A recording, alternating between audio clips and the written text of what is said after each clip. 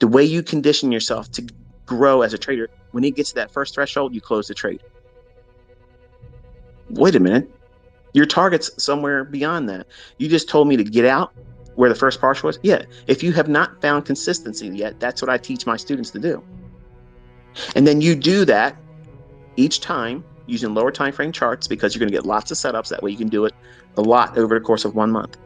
If you're trying to do those types of trades with a 4-hour chart, it's going to take a long fucking time. And I ain't got that kind of patience. You might think I have the patience of a saint, but I don't. You don't either when you start messing around with it. So you graduate. And when you get to the point where you can hold on to that first idea with one contract to the first partial, and then you can get 2 contracts or 2 lots as a forex trader, then you take one off at your first partial, and then you reach for the next partial. Then you close it there too, and still not get to your target. What is it teaching you? You don't have to be right. What is it teaching you? To pay yourself. What is it teaching you? Hold it for 2 stages of liquidity. Now when you can trade to 3 contracts, you take one off at one partial, second off at the second partial, and you roll your stop to a point at which you're comfortable if you get stopped out. What is that? It might be break even. Others, it might be $200. It might be some specific dollar amount. Whatever that is, whatever that minimum expectation that if you get knocked out of the trade, you don't care. It's not going to hurt your feelings. You're not going to beat yourself up about it. But can you understand how many people listen to me? All around the world. There's lots of you. You're all coming from different walks of life, different income, different careers. Some of you had very stressful lives. Some of you just got out of fucking prison. You think about it. There's different walks of life all around in this community. And I don't have a specific recipe for telling you how much to take off in partials. But in the beginning, it's start with 1. When you get to your first target of where a partial would be, you get out. And you keep doing that, and it feels good, because then you get to see, does it really go to my target? And then when you journal that, it gives you experience. So now apply that to doing these big runners. That's all you're doing. But see, what you're trying to do is you're skipping over a lot of necessary, conditioning. And Patrick, you train with weights. Can you go out there and bench press 500 fucking pounds right now? I bet you $10,000 you can't do it. And that's not to demean you. It's just, that's the equivalent of when I watch you, I'm seeing you grow. Like, I'm literally seeing you transform from what you were a couple years ago. And I didn't watch you then, but I can see the videos and stuff you did back then. You're totally different now. And I asked you to do a video and talk about what it is that you have done to change. And this is what my observation is. And I don't mean anything to be ignorant. I'm just sharing something as an observation. And I'm quite certain a lot of your audience and my audience would agree. These are the characteristics I see in your trading. I see that you, number one, understand liquidity now that you didn't. When you were trading in 2021 and in the beginnings of 2022, it wasn't there. Now you focus on where the market can likely draw to. That liquidity, that's the secret sauce. You have to have some kind of understanding about where the market's likely to go, because I don't give a shit what you use. If you don't have that right, you're not making money, period. End of story. So I've seen that transformation in your trading. Sometimes you second guess it, and that's normal because you're still finding yourself. But you have a very simplistic entry model. And that's proving something I've already taught many times over before. The entry is the least important thing. Literally, it's the least important thing. But knowing what's likely to be seen as a target or a draw on liquidity, where the market reaches for, that is where I think you're shining now. You weren't doing those things in the past, as far as I could tell. And I might be incorrect. And you're welcome to correct me in any kind of public response or whatever. But I think that the direction you're going in, if you just slow down in terms of how much you're trying to bite off, like, you could be huge on YouTube, like huge, really big. Just slow down what you're trying to accomplish in terms of, I got to get to 100-point handle runs. I gotta do that. I gotta do that. That's great as a goal, but graduate into it. Like literally graduate into it. When you have an $8,000 trade running and you're admitting that you're struggling because you want to hold on to these big runs, when it gets $8,000, bro, get the fuck out. Do that every time it gets to $8,000. Well, if it goes to 6,000, get out. Believe me, your fucking audience is not going to say, what a dumbass, he just made $6,000. That's never going to happen. Just like nobody can complain about a partial not being profitable. But because you're in front of an audience and you're trying to entertain also, you're losing sight of what the fuck you're doing this for, is to make fucking money. And that's a reminder for all of you listening. If you're trading, if you're pushing a button, the result should be you're making money. That's it. Not that I impress the people that watch me. Fuck everybody that watches me. Seriously, I don't give a fuck if you like me, okay? If I'm pushing a button and I'm taking on risk, the end of that trade, I better fucking make money. I don't care if you like my post. I don't care if you like my management of the trade. I don't give a shit. Because whether you like what I did or whether you didn't like it, if I didn't do something I didn't feel I should have done or didn't do something I should have done, I'm beating my ass up mentally over that. You could never troll me. Any of you could never troll me as hard as I do myself if I know I did something incorrectly. But when you open yourself up to signal services, standing in front of the world saying, okay, I'm going to do this, I'm going to trade this, I'm going to trade that. Seriously, you have now literally multiplied the difficulty into a realm that is absolutely fucking insane.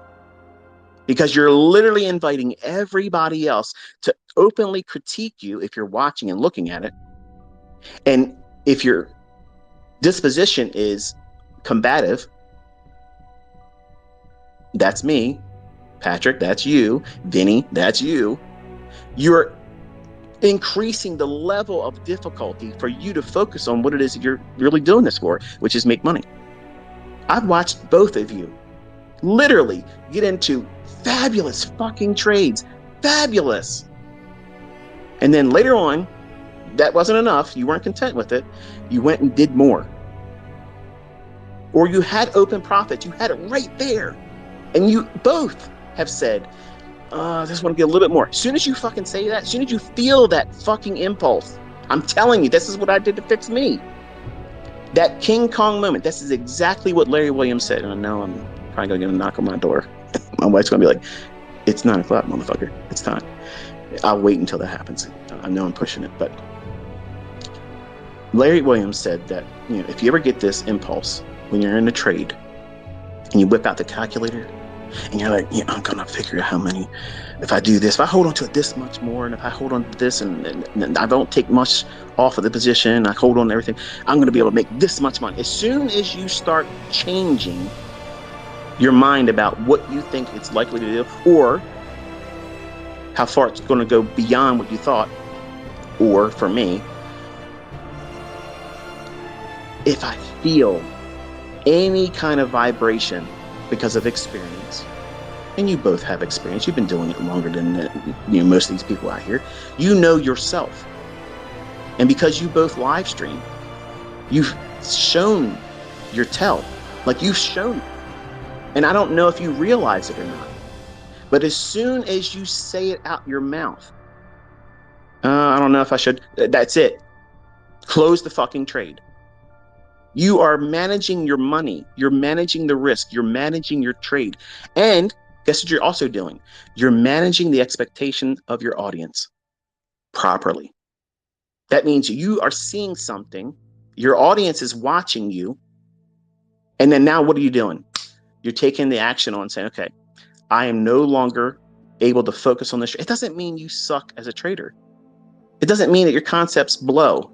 It just means that you, as the operator, working in that market environment in front of fucking an audience that's live and watching you, critiquing you, you now have to pull the plug on the trade. And guess what you're doing? You're pulling the fucking trade at the height of the profitability while you're in the trade. You two aren't the only one. I've seen other YouTubers doing this shit. They don't even trade like me. They don't trade like neither one of you. But they have these positions on. And as soon as you see them or hear them, question whether or not that they should hold into the trade. As soon as you start thinking, and I hope, as soon as you say hope, that's it. The fucking trade's done. Close it. And if it runs to your target, who gives a fuck? You closed at whatever you closed at. 90% of everybody else out there on YouTube are fucking doing their own asses in. They can't find their own fucking way. So because you want to be out there in front of the audience doing that, I'm telling you, somebody that's been doing it longer than both of you motherfuckers, I'm telling you, you both could be absolutely fucking phenomenal. But you are bringing in all the wrong things, whether it be an ego, whether it be competition, thinking you want to expose me as a fraud, or you want to prove that I don't trade with real money, or this, that, I don't think I got more people following me and I'm a demo trader. It doesn't make any sense. All that's secondary bullshit, bro. Like you have an audience. Both of you have an audience. You both can do so much better if you just focus on what the fuck you're doing. And when you get these little vibrations that tell you, you know what's probably turning, close it. I've been doing it longer, and I would not look at that as weakness. But you probably think it's weakness. Oh, I got another trade, I bailed. Who the fuck is going to sit around and say, you're in thousands of dollars in profit and you collapsed it at the height of the trade, right then and there, it went further, but that's a failure? Nobody would say that. There ain't nobody out here that has common sense is going to look at someone in a position, start to finish, and they have thousands of dollars in equity, and they close the trade. No one is ever going to say that's a fuck up. No one's ever going to say that's a failure. No one is ever going to say you did that wrong. And if they did, they're full of shit. But because you're trying to make these monumental Olympic-sized feats, the real sole reason what you're doing it for, you've made this something other than trading. You've made it an action movie. You've made it I don't know. You've lost the plot. And so many of my students and everybody else out there that teaches, I'm sure you have students too, that have done this shit. They lose the plot. You're in this to make money. You grow from a starting point that's rather modest, and you graduate over time, adding a little bit more and a little bit more.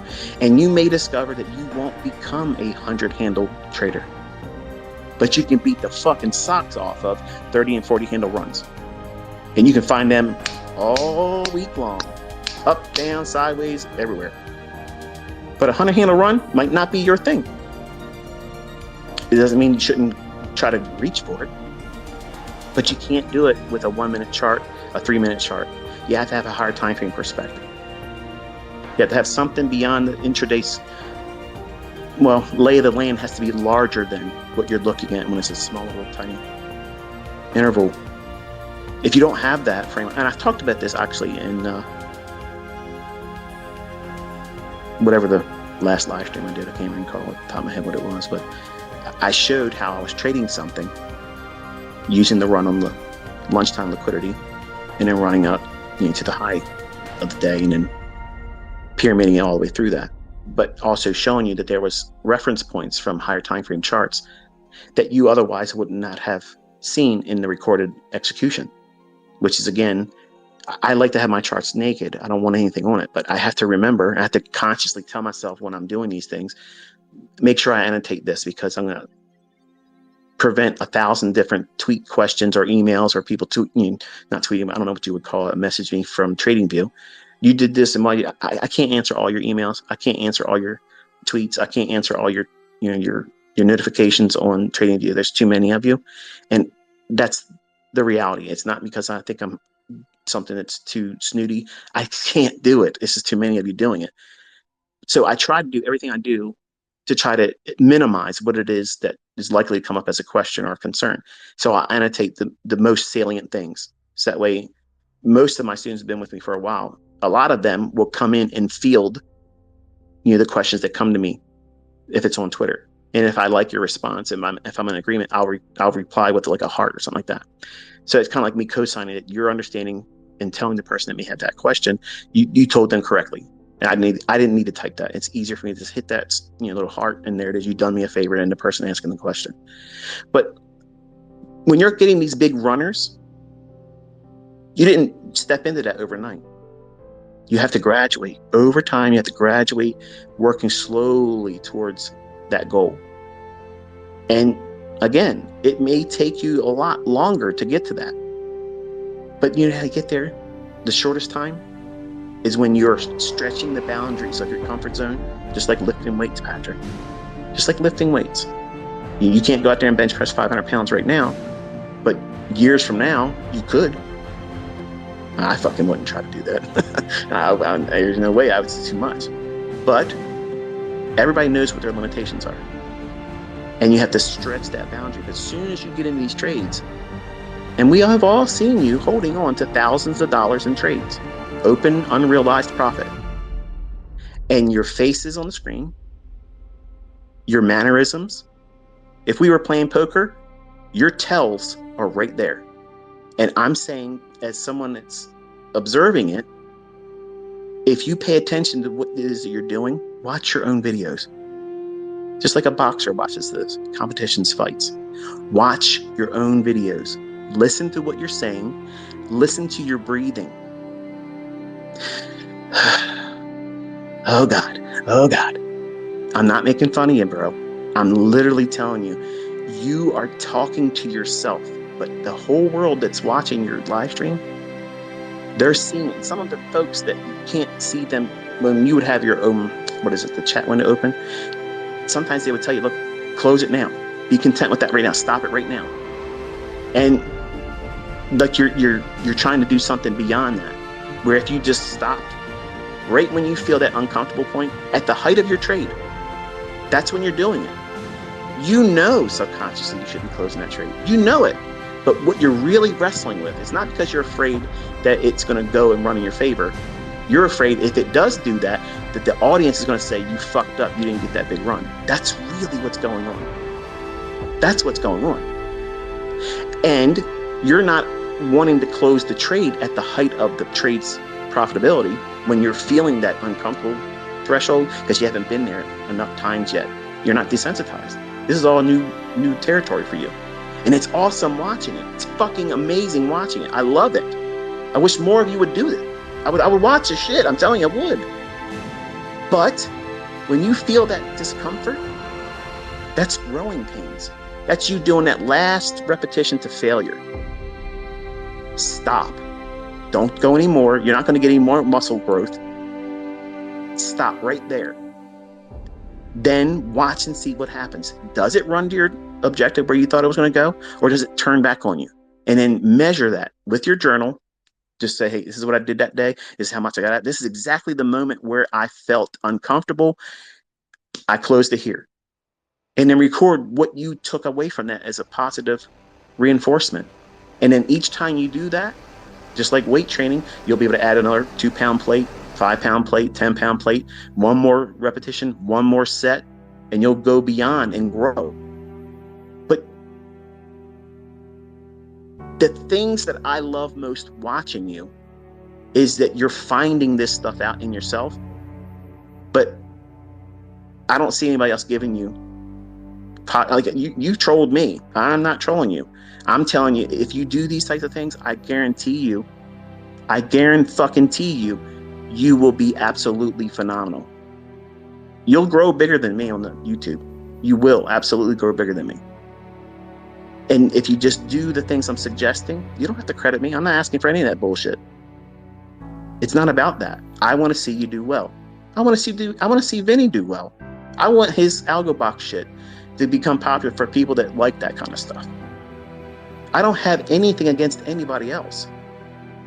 And these two individuals are highly critical of me. And I'm telling you, if they spent more time doing what it is that they do and stop worrying about all this other drama bullshit, your brands would grow.